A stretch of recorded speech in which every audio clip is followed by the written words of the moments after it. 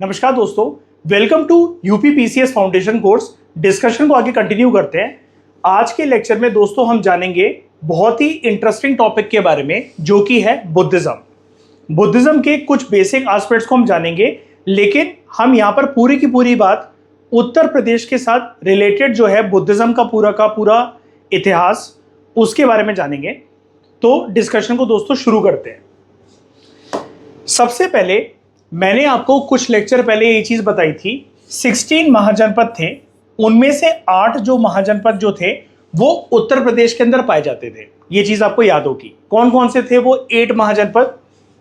First कुरु, second Panchal, third मत्स्य, fourth Kaushal, fifth सुरासेन, sixth वत्स, seventh Shakya और 8 मगध। ठीक है। तो गौतम बुद्ध की क्या भूमिका थी as a founder of Buddhism Uttar Pradesh के अंदर, और बुद्धिज्म यूपी के अलग अलग इलाकों में कैसे फैला, और गौतम बुद्ध ने बुद्धिज्म के कौन कौन से प्रिंसिपल्स को फैलाया, उनके साथ उनके जीवन के साथ कौन कौन से किरदार जुड़े हुए थे, ये सब कुछ आपको इस लेक्चर में जानने को मिलेगा। ठीक है।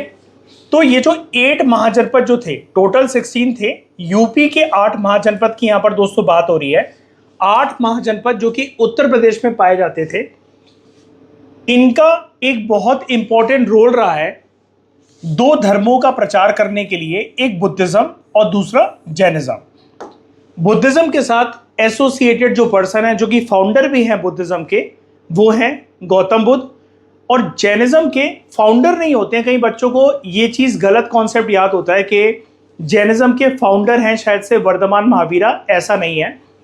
जैनिज्म के अंदर क्या होता है, यहां पर जो अटमोस्ट इंपॉर्टेंट और एनलाइटेंड जो पर्संस थे, उनको हम कहते हैं तीर्थंकर्स। उनको हम कहते हैं तीर्थंकर्स। तो ये जो वर्धमान महावीरा जो थे, ये 24वें तीर्थंकार थे। ठीक है। फर्स्ट कौन थे तीर्थंकार और फाउंडर कौन है जैनिज्म के, ये कमेंट सेक्शन में आपको बताना है। ये आपका होमवर्क है। तो बुद्ध एक राजकुमार थे शाक्य रिपब्लिक के। रिपब्लिक और रिपब्लिकनिज्म का जो पूरा कॉन्सेप्ट है, इसके बारे में भी हमने कुछ लेक्चर्स पहले डिस्कस करा था। आई होप आपको सारी चीजें क्लियर होंगी उसकी, कि रिपब्लिकन सिस्टम क्या होता है, उसका पॉलिटिकल और एडमिनिस्ट्रेटिव एस्पेक्ट क्या होता है, वो मैंने आपको सब कुछ बताया था। तो शाक्य रिपब्लिक के ये एक राजकुमार थे। ठीक है। शाक्य रिपब्लिक कौन से महाजनपद का पार्ट था? कोशाल महाजनपद का। वेरी इंपॉर्टेंट, इसके ऊपर यूपी पीसीएस के एग्जाम में क्वेश्चन आ सकता है। बुद्धिज्म जैनिज्म वैसे भी हर एग्जाम का एक फेवरेट टॉपिक रहता है, और ये क्योंकि डिस्कशन हमारी पूरी की पूरी उत्तर प्रदेश स्पेसिफिक है, तो यहां पर आपको चीजों को और भी ज्यादा बारीकी तरीके से देखना है। बुद्धा जी के जो फादर थे, उनका नाम था शुद्धोधन। ये हेड थे शाक्य क्लैन के, और ये गौतम बुद्ध के फादर थे। शाक्य जो पूरी की पूरी क्लैन है, जैसे कम्युनिटीज होती है ना पूरी की पूरी, वैसी एक शाक्य कम्युनिटी थी। वो एक ब्रांच थी मेन कम्युनिटी का, मेन क्लैन का, जिनका नाम था इश्कवाकुस। और इश्कवाकुस भी कहां से बिलोंग करते थे? कोशाल रीजन से। ठीक है, यहां से कोशाल रीजन से। तो इश्कवाकुस की एक क्लैन थी, एक सब क्लैन थी, एक सब कम्युनिटी आप उसको कह सकते हो, शाक्यास। और शाक्य क्लैन के हेड हुआ करते थे बुद्धा जी के फादर, उनके पिताजी, जिनका नाम था शुद्धोधन।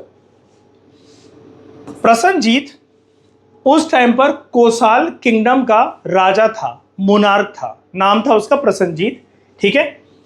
ये शाक्य डायनेस्टी के साथ मैट्रिमोनियल अलायंस में, इसका मैट्रिमोनियल अलायंस होता है कुल मिलाकर, अगर आप इसको इजी टर्म्स में समझो तो शाक्य डायनेस्टी और प्रसन्नजीत जो कि राजा था, इनके बीच में खानदान में शादी हुई, और ऐसे करके इनका एक मैट्रिमोनियल अलायंस बन गया।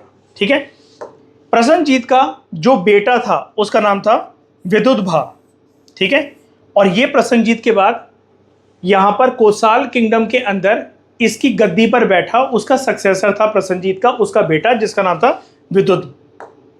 तो ये चीज आपको क्लियर हो गई होगी। तो उत्तर प्रदेश, यहां पर एक नॉर्मल सी चीज बोली जा रही है, उत्तर प्रदेश एक ऐसी जमीन माना जाता है एंशिएंट विजडम का। क्यों माना जाता है? क्योंकि बुद्धिज्म और जैनिज्म यहां पर स्प्रेड हुआ। ठीक है। और यहां पर टाइमलेस टीचिंग्स जो हैं वो पनपी, वो फैली गौतम बुद्ध जी की और वर्धमान महावीरा की। He was associated with Buddhism and Vardhaman Mahavira ji was associated with Jainism.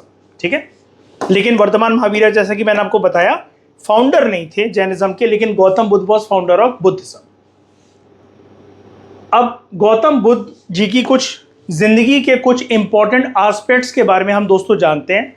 बहुत इंपॉर्टेंट अच्छे फैक्ट्स हैं जो कि आपको हो सकता है कहीं और जानने को मिलेंगे नहीं यूपी पीसीएस के एग्जाम में, क्योंकि खोद कर फैक्चुअल सवाल आते हैं, तो वो आपको हेल्प कर सकते हैं। यहां पर ध्यान से समझना, बुद्धा ने अपने ज्यादातर जो एनलाइटनमेंट के बाद, जब उनको एनलाइटनमेंट की प्राप्ति हुई, ज्ञान की प्राप्ति हुई, संपूर्ण ज्ञान की जब उनको प्राप्ति हुई, उस ज्ञान को वो फैलाना चाहते थे। लोगों को बुला बुलाकर वो एक तरीके से जैसे लेक्चर चलते हैं ना, कि बहुत सारे लोग बैठे हुए हैं, एक सभा जो है उसका आयोजन हो रखा है और यहाँ पर एक वक्ता है, कोई बोलने वाला स्पीकर है और बहुत सारे लोग उसकी ज्ञान की बातों को सुन रहे हैं। उसको हम इंग्लिश में कहते हैं डिस्कोर्सेस, डिबेट्स एंड डिस्कशन। और बुद्धा की जो डिबेट्स एंड डिस्कशंस होती थी जनरली, वो फिलोसॉफिकल नेचर की होती थी। फॉर एग्जाम्पल, जैसे बुद्धा ने किसी से सवाल करा कि बताओ प्यार क्या है, बताओ नफरत क्या है, बताओ भगवान क्या है, बताओ माता पिता का अपने पुत्र या पुत्री के साथ कैसा रिश्ता होता है, जो शादी के बाद जो हस्बैंड और वाइफ का रिलेशनशिप होता है वो लॉन्ग लास्टिंग सर्वाइविंग रिलेशनशिप कैसे बने। तो ऐसे सवाल जिसका कोई एक आंसर नहीं होता है, बुद्धा लोगों को ये चीज़ सोचने पे मजबूर करते थे ताकि लोग अपने अंदर सेल्फ इंट्रोस्पेक्शन करें और अपनी आत्मा को प्योरीफाई करें। इसके अलावा जैसा कि आप जानते हो, Gautam Buddha was associated with the spread of knowledge of meditation, और जो एनलाइटनमेंट की प्राप्ति उन्होंने बोधि ट्री यानी कि पीपल के पेड़ के नीचे बैठकर करी थी, उसका ज्ञान, उसका संपूर्ण ज्ञान उन्होंने अपने डिसाइपल्स तक, जो उनके फॉलोअर्स थे, उन तक भी पहुंचाया। और इसके लिए बुद्धा अलग अलग जगह पर गए और यूपी उनमें से एक जगह थी। ठीक है, तो डिस्कोर्सेस जो है, यानी कि बुद्धा जो भी डिबेट्स एंड डिस्कशंस करते थे फिलोसफिकल नेचर की, वो ज्यादातर उन्होंने करी है श्रावस्ती में, यूपी में। मतलब सबसे ज्यादा उन्होंने डिस्कोर्सेस, डिबेट्स एंड डिस्कशंस अपने डिसाइपल्स के साथ, अपने फॉलोअर्स के साथ कहां पर करी, अगर कोई क्वेश्चन आ जाए तो श्रावस्ती में करी। और श्रावस्ती क्या है? कैपिटल थी कोसाल महाजनपद की। मैंने आपको इस स्लाइड में दिखाया था ना, ये कोसाल महाजनपद, इसकी कैपिटल थी श्रावस्ती। ज्यादातर philosophical debates and discussions Buddha ने अपने जो लेक्चर्स डिलीवर करे अपने डिसाइपल्स को, वो यहीं पर करे हैं, कोसाल महाजनपद के कैपिटल में, जिसका नाम था श्रावस्ती। ठीक है, श्रावस्ती में लगभग 4 महीने बिताए थे गौतम बुद्ध ने। ठीक है, तो बुद्धा जो है यहाँ पर इस तरीके से बैठकर अपने डिसाइपल्स को, या जिसको भी आना है, ऐसा नहीं कि जो बुद्धा की शरण में आया बुद्धा उसी को अपना ज्ञान देंगे, कोई भी बुद्धा के ज्ञान को संपूर्ण तरीके से सुन सकता था। और बुद्धा जो है, जो उन्होंने एनलाइटनमेंट के बाद अपनी आत्मा की आवाज़ सुनी थी, उसको समझा था, अपने माइंड के ऊपर कंट्रोल पाया था, ये सब चीज़ें, ये सब ज्ञान की बातें वो लोगों तक पहुंचाना चाहते थे, उसको फैलाना चाहते थे। ठीक है, अब यहाँ पर बुद्धा की मुलाकात होती है एक पर्सन से जिसका नाम था अंगुलीमाल। अंगुलीमाला कह लो, अंगुलीमाल कह लो, ये एक मेल था। ठीक है, क्या था ये डकैत था। ठीक है, चोरी करता था, डकैती करता था। बुद्धा ने इसको इस प्रकार से ज्ञान दिया कि इसका हृदय परिवर्तन हो गया, इसका माइंड जो है वो डाइवर्ट हो गया और इसने सारे गलत काम छोड़कर बुद्धा के अंतर्गत शरण ले ली, वो उनका डिसाइपल बन गया। ठीक है, और इसी जगह पर, श्रावस्ती की यहां पर बात हो रही है, इसी जगह पर बुद्धा की मुलाकात होती है एक मर्चेंट से। मर्चेंट कौन होते हैं दोस्तों? मर्चेंट होते हैं व्यापारी। तो बुद्धा की मुलाकात होती है एक मर्चेंट से जिसका नाम था अनंत पिंडक, सुदाता भी कहते हैं इसको। अनंत पिंडक इसका नाम था, सुदाता भी आप इसको कह सकते हो। इसने एक पूरा का पूरा जंगल खरीदा था, उस जंगल का नाम था जेतवान, उस जंगल का नाम था जेतवान। और ये इसने, क्योंकि मर्चेंट था, यानी कि उस जमाने का टॉप का बिजनेसमैन था, इसके पास सोने के कुछ सिक्के थे। इसने उन सोने के सिक्कों को खर्च कर कर एक जंगल खरीदा जेतवान के नाम से, और वो उसने गौतम बुद्ध को गिफ्ट कर दिया। ठीक है, आनंद पिंडक ने, सुदाता ने गोल्ड कॉइन्स को खर्च करके जेतवान नाम का एक जंगल खरीदा, एक फॉरेस्ट खरीदा, और वो उसने बुद्धा को गिफ्ट कर दिया कि आप यहाँ पर बुद्धा जी अपना सेटअप बना लो, खुले एनवायरनमेंट के अंदर, वातावरण के अंदर, जो आपको नेचुरल एनवायरनमेंट के अंदर लेक्चर्स डिलीवर करना पसंद है, मैं यहाँ पर बढ़िया सा सेटअप बनवा देता हूँ, आप भटको मत, आप यहाँ पर आराम से अपना एक रेसिडेंशियल प्लेस बना लो जहाँ पर आपके भक्त आकर, आपके फॉलोअर्स आकर आपसे मिल सके और आपसे रोज रोज की वार्तालाप कर सके। तो ये बुद्धा की लाइफ में बुद्धा को मिला था एक मर्चेंट, आनंद पिंडक, सुदाता भी आप इसको कह सकते हो। उसके बाद एक और मर्चेंट था, ये यहाँ पर हम सुदाता की बात नहीं कर रहे हैं, कोई दूसरा अन्य मर्चेंट था, उसकी एक बेटी थी विशाखा। ठीक है, तो एक व्यापारी की बेटी विशाखा ने क्या करा था, बुद्धा को एक विहार गिफ्ट करा था। ठीक है, बुद्धा को विहार गिफ्ट करा था। विहार दोस्तों बुद्धिज्म के टर्मिनोलॉजी में एक ऐसी जगह होती है जहां पर लोग वर्शिप करते हैं, साथ में मेडिटेशन करते हैं। ठीक है, और अपनी सोल को प्योरीफाई और एनलाइटन करने का काम करते हैं। आप उसको इजी वर्ड्स में बुद्धिस्ट मोनेस्ट्री के तौर पर आप समझ सकते हो। ठीक है, तो जो उसने विहार गिफ्ट करा था गौतम बुद्ध को, उस विहार का नाम था पुबर्रम। ठीक है, पुबर्रम, ये इसने बुद्धा जी को दिया था। अब आर्कियोलॉजिस्ट ने जब कोशाल महाजनपद की कैपिटल श्रावस्ती के अंदर एक्सकवेशंस को कैरी आउट करा, खुदाई करी, तो उनको ये पता लगा कि श्रावस्ती जो है वो उस टाइम पर, जिस टाइम पर गौतम बुद्ध यहाँ पर थे, वो क्रिसेंट शेप का था। क्रिसेंट शेप का था। क्रिसेंट शेप दोस्तों कैसी शेप होती है, जैसे जब चांद आसमान में आधा बन रखा होता है ना, उसको हम क्रिसेंट शेप कहते हैं। पूरा चांद नहीं, गोल तरीके से पूरा चांद जब आपको देखे उसको आप क्रिसेंट नहीं कहोगे। जब आधा चंदा मामा, जैसे शिवजी के सर पर जो चांद विराजमान है वो पूरा गोल चांद नहीं है, वो क्रिसेंट शेप का चांद है। ठीक है, तो एक्सकवेशन ये रिवील करती हैं कि श्रावस्ती जो था, उसकी जो पूरे का पूरा लैंडफॉर्म था जिस टाइम पर बुद्धा यहाँ पर थे उत्तर प्रदेश के अंदर, वो क्रिसेंट जैसी शेप का था। ठीक है, ये भी एक फैक्ट है जो कि आप याद रख सकते हो। कोसाल का जो रूलर था, अभी थोड़ी देर पहले मैंने आपको बताया था, प्रसन्नजीत, ये भी डिवोटी था, ये भी बहुत बड़ा भक्त था बुद्धा जी का।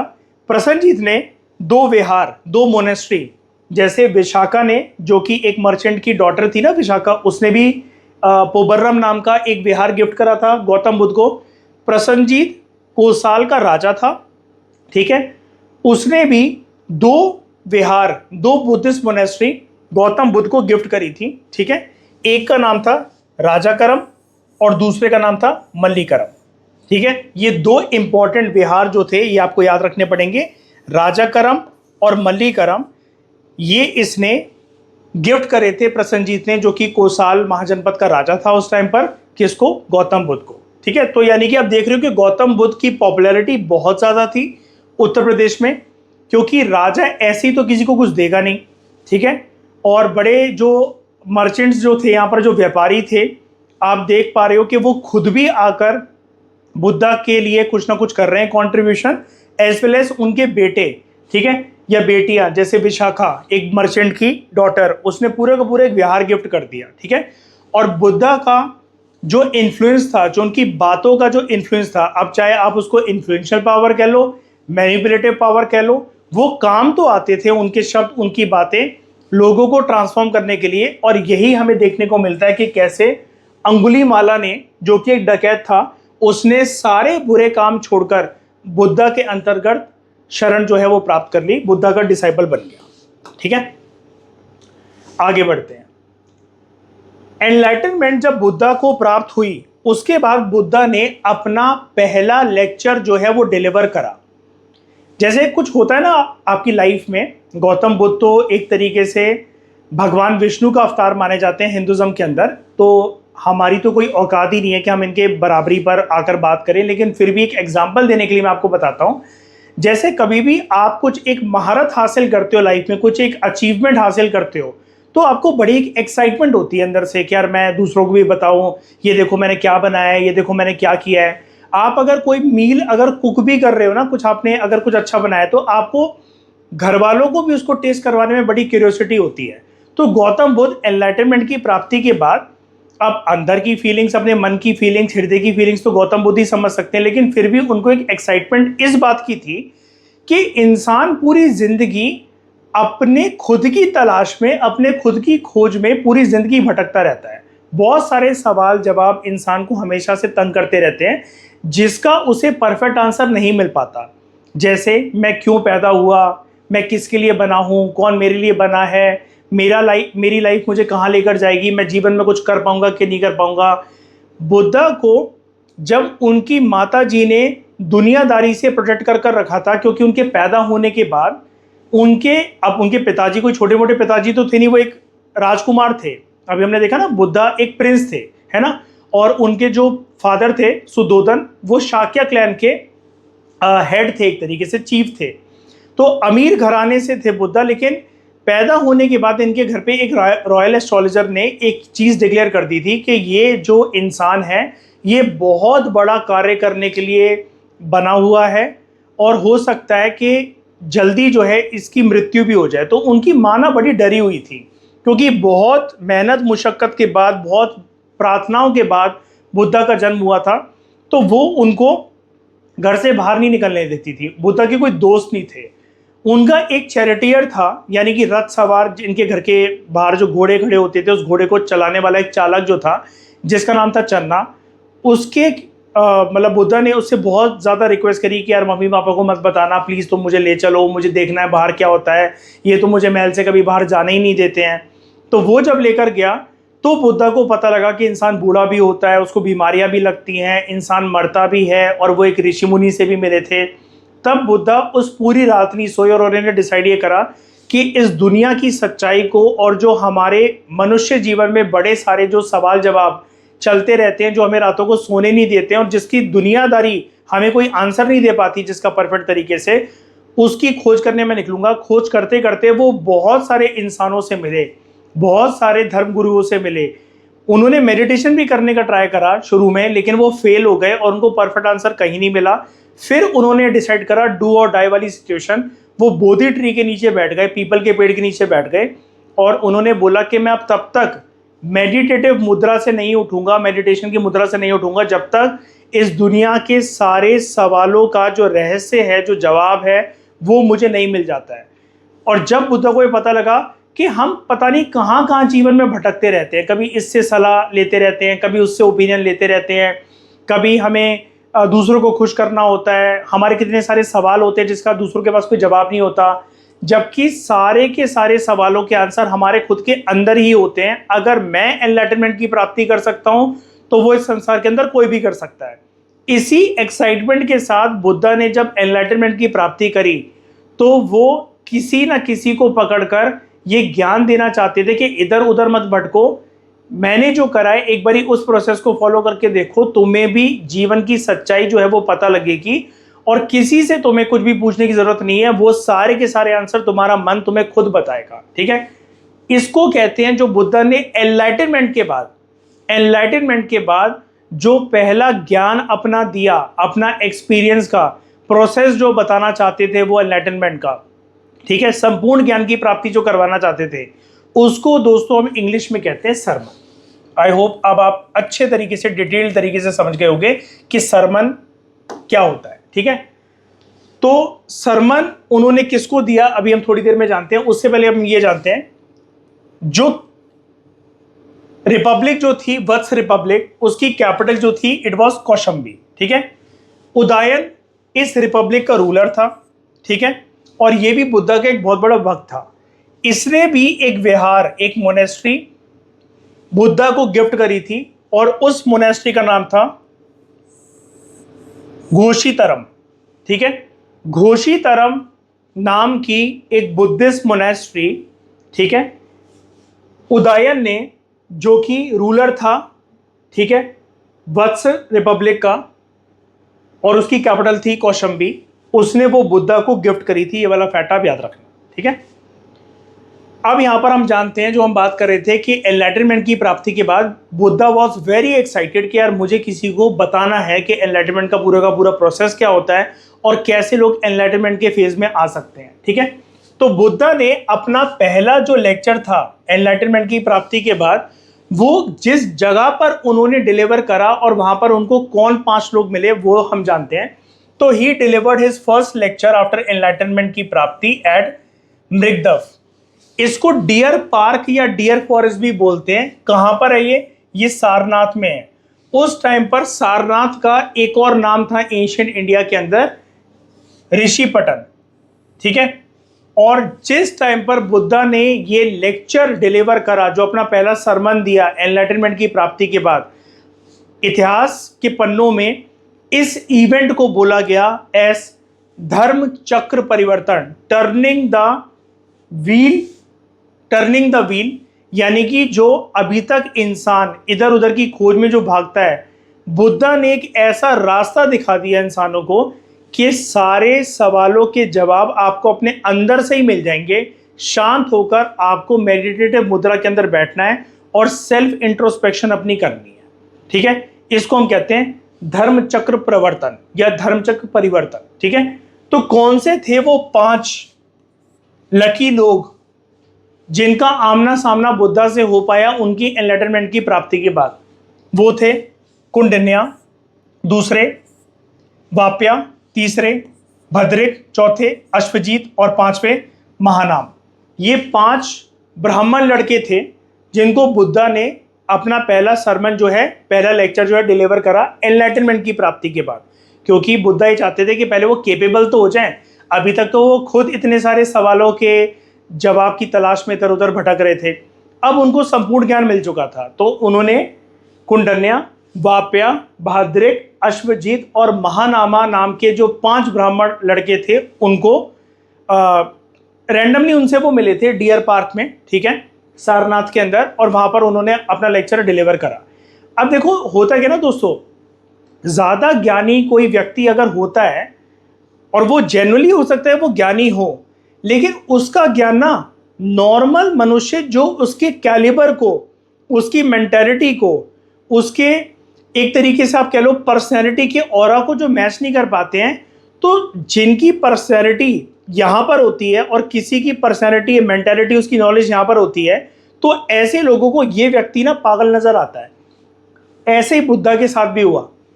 अब यहाँ पर देखो हमें एक सीख देखने को मिलती है कि जरूरी नहीं कि आप सारी चीजें बहुत परफेक्ट तरीके से करोगे तो आपको सक्सेस मिलेगी, और आप हर टाइम पर हर किसी को खुश नहीं कर सकते। लेकिन आपको, अगर आपको लगता है कि आपके इंटेंशन अच्छे हैं, तो आपको अपने डायरेक्शन में, अपनी उस दिशा में आगे बढ़ते रहना चाहिए हमेशा के लिए। कैसे? ये 5 ब्राह्मण लड़के मिले बुद्धा को, बुद्धा ने इनको अपना जो भी संपूर्ण ज्ञान था एनलाइटनमेंट का वो उनको बताया।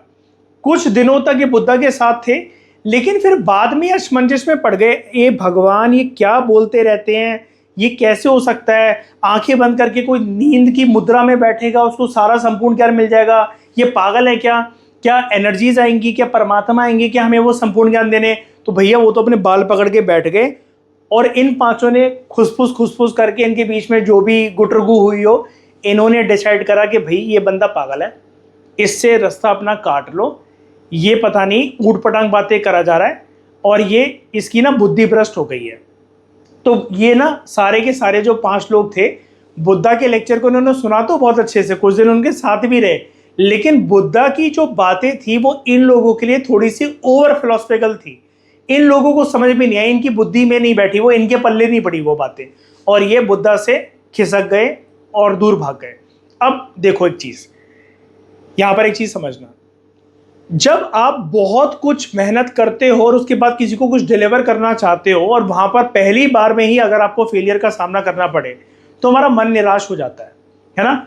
बुद्धा अगर सच में ड्रामेबाजी कर रहे होते, एनलाइटमेंट को नहीं मिल रखी होती, ओवर फिलोसफिकल बातें करके सामने वाले को इंप्रेस कर रहे होते, झूठी सच्ची बातें करके, तो अगर मान लेते हैं हम कि चलो ये विष्णु जी का एक रूप भी है, उनका एक अवतार है, तो यहाँ पर, लेकिन अवतार तो उन्होंने इंसान के रूप में ही लिया था।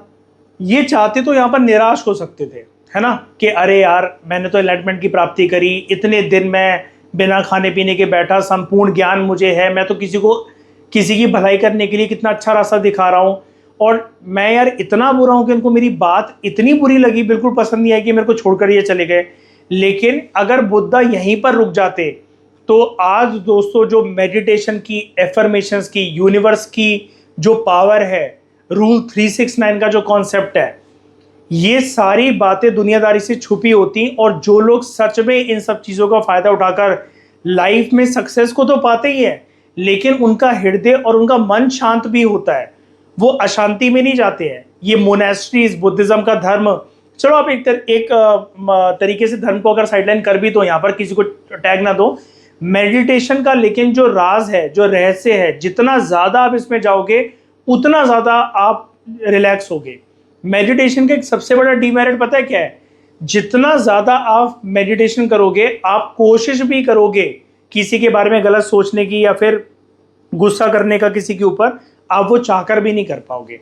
तो ये सब चीज़ें अगर बुद्धा यहीं रुक गए होते और अपने ज्ञान को अगर उन्होंने आगे नहीं फैलाया होता, तो ये सब चीज़ें आज जो 2026 में बैठ के हम बात कर रहे हैं, जो कि घटनाक्रम पूरा का पूरा एंशिएंट इंडिया में हुआ था, प्राचीन भारत के इतिहास में हुआ था, हम उसको कैसे जान पाते। ठीक है, तो ये चीज़ हमें ये दिखाता है कि ज़रूरी नहीं कि आपके सारे इंटेंशंस अगर ठीक होंगे तो आपको फर्स्ट टाइम में सक्सेस मिल ही जाएगी। आपको निरंतर प्रयास करते रहना चाहिए। और अगर आपको लगता है कि आपके इंटेंशंस ठीक हैं, अपने आप पे डाउट मत करो आप, क्योंकि हर टाइम पर हर किसी को इंप्रेस नहीं कर सकते। क्या बुद्धा इनको इंप्रेस कर पाए? क्या बुद्धा की ये सक्सेस थे, ये 5 ब्राह्मण लड़के? नहीं, बुद्धा का पहला फेलियर, सबसे बड़ा फेलियर तो यहीं पर था। लेकिन क्या वो रुक गए? उसके बाद नहीं रुक गए। ठीक है,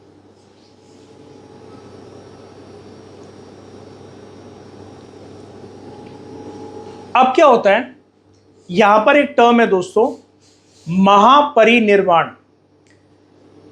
बुद्धा एक बहुत ही ज्यादा पूजनीय व्यक्ति थे, है ना, भगवान विष्णु का अवतार हम उनको कहते हैं।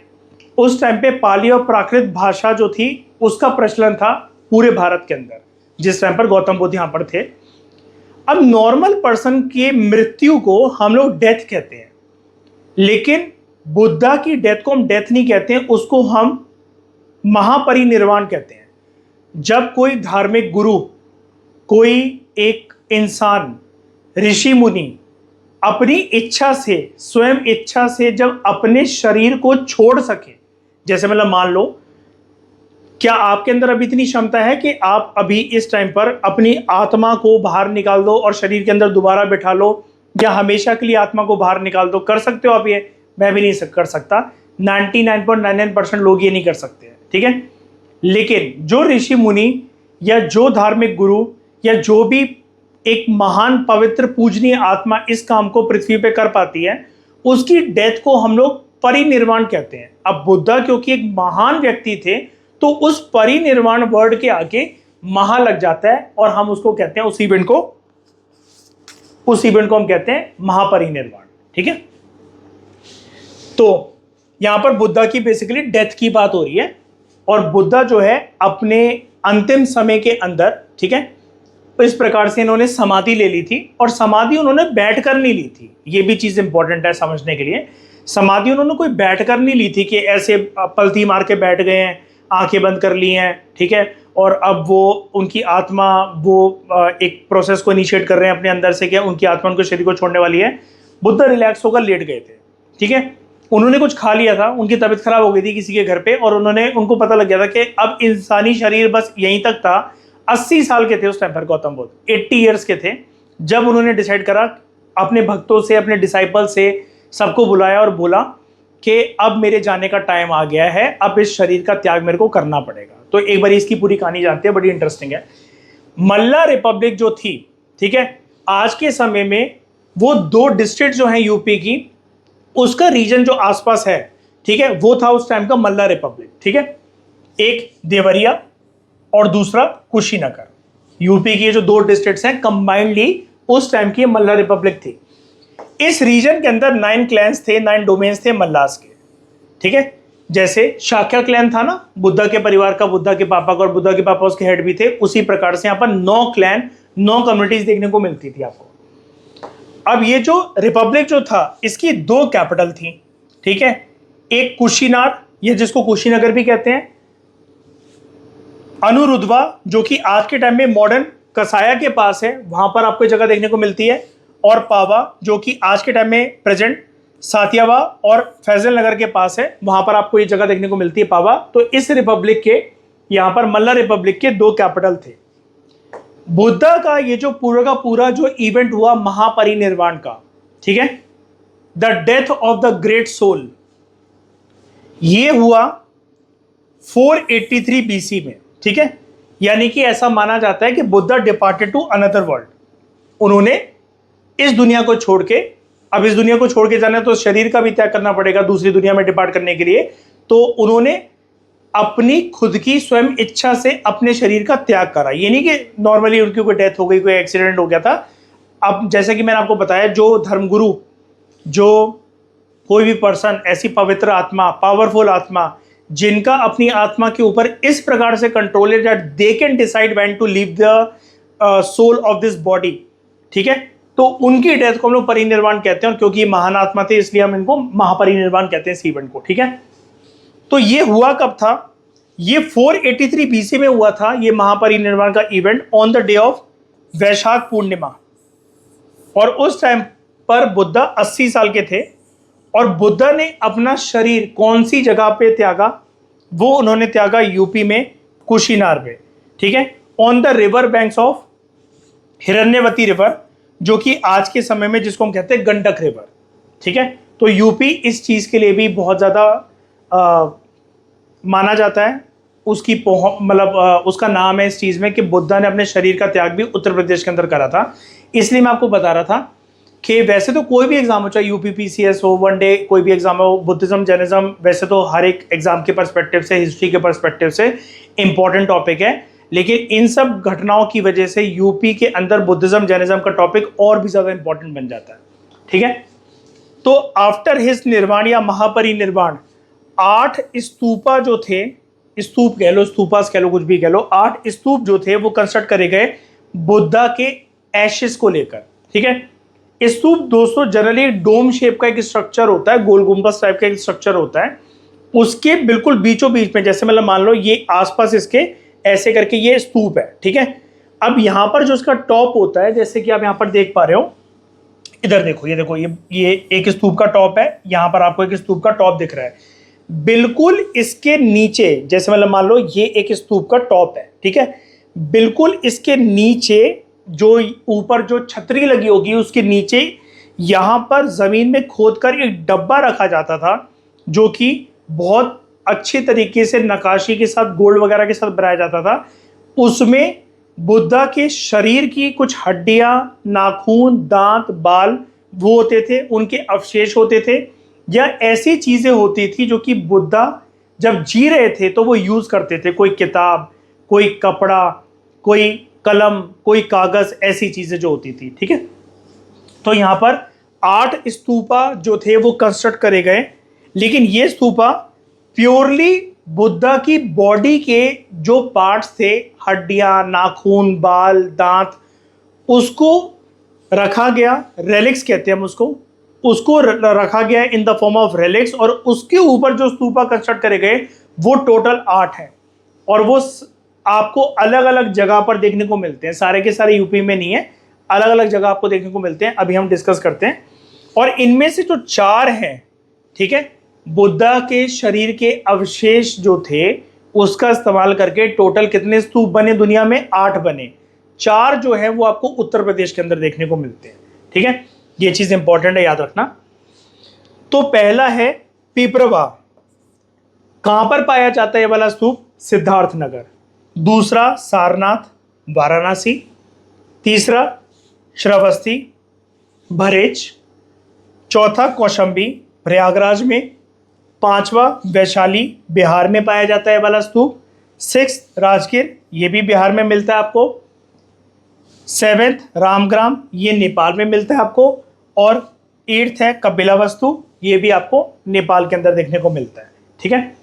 तो यहां पर ये जो 4 स्तूप है ये आपको आउटसाइड यूपी देखने को मिलते हैं। बाकी सिद्धार्थ नगर के अंदर पिपरवा, वाराणसी के अंदर सारनाथ वाला स्तूपा, बहरेच के अंदर श्रावस्ती और प्रयागराज के अंदर कौशाम्बी, ये 4 स्तूप आपको उत्तर प्रदेश के अंदर देखने को मिलते हैं। तो बुद्धा की जो टीचिंग्स थी, ठीक है, उसने पूरी दुनिया को एनलाइटन करने के लिए एक तरीके से नींव रखी इनके महापरिनिर्वाण के इवेंट के बाद भी। और ये स्तूप बुद्धा की याद में कंस्ट्रक्ट करे गए थे उनके फॉलोअर्स के द्वारा। एक दोस्तों फैक्ट आपको और बताता हूं मैं।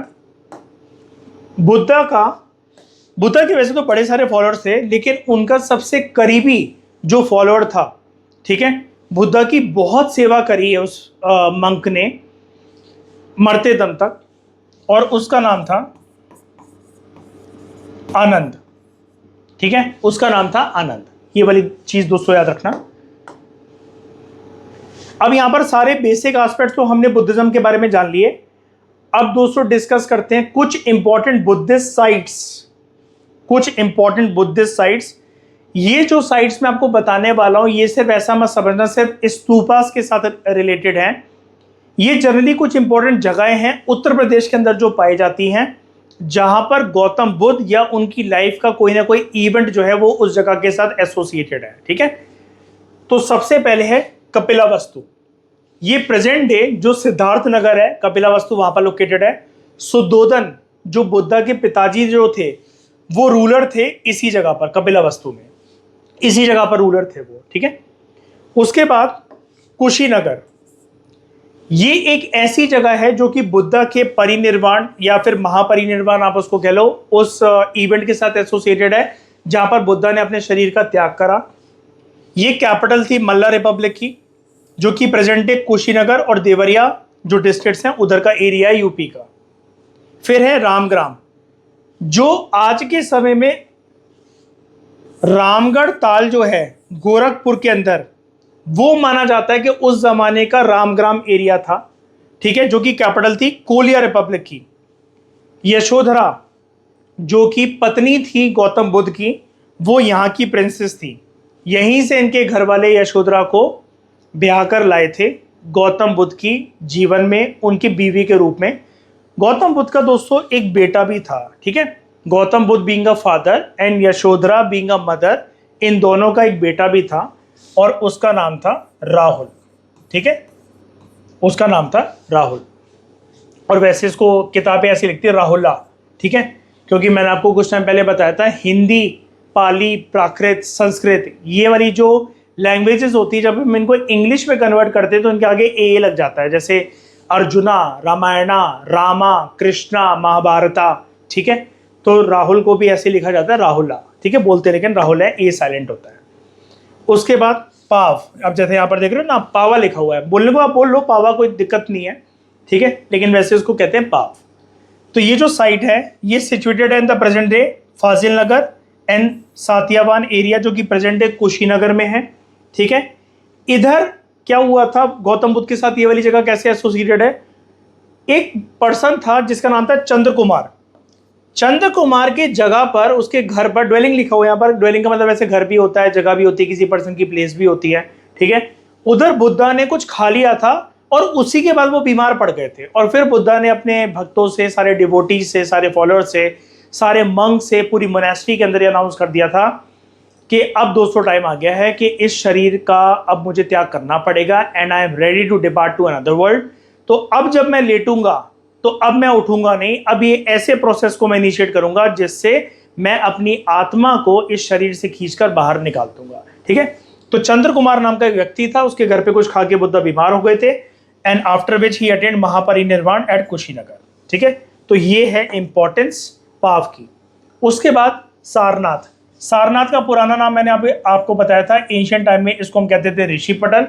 बुद्धा ने अपना पहला लेक्चर जो था, पहला जो सरमन था एनलाइटनमेंट की प्राप्ति के बाद, वो यहीं पर डिलीवर करा था 5 ब्राह्मण बॉयज को, जिसके बाद वो बुद्धा को छोड़ के चले गए थे कि ये पता नहीं यार ये क्या क्या बोले जा रहे हैं, ओवर फिलोसफिकल बातें करे जा रहे हैं, नॉनसेंस बातें करे जा रहे हैं। तो वो बुद्धा से इरिटेट होकर बुद्धा को छोड़ के चले गए।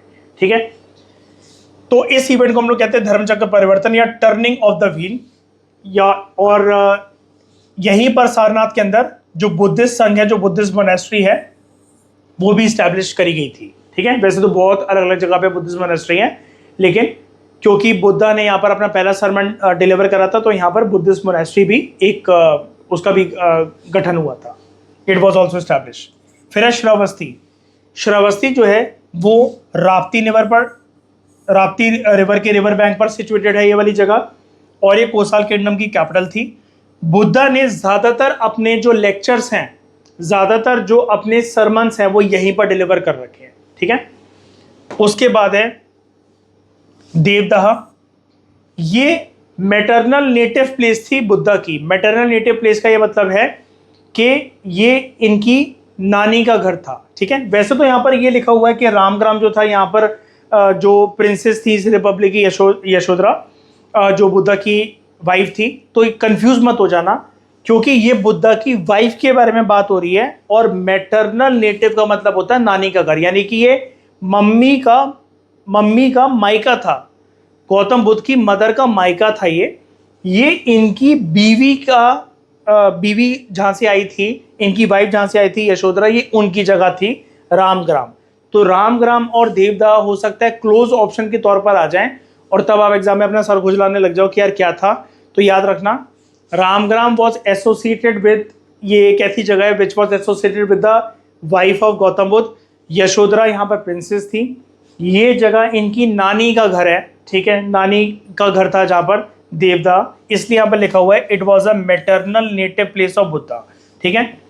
तो यहाँ पर एक टाउन था ठूटीबारी, जो कि महाराजगंज के अंदर सिचुएटेड है। नेपाल से इस जगह का बॉर्डर लगता है, और ये भी एक एंशिएंट बुद्धिस्ट प्लेस की साइट जो है वो कंसिडर करी जाती है, ठीक है।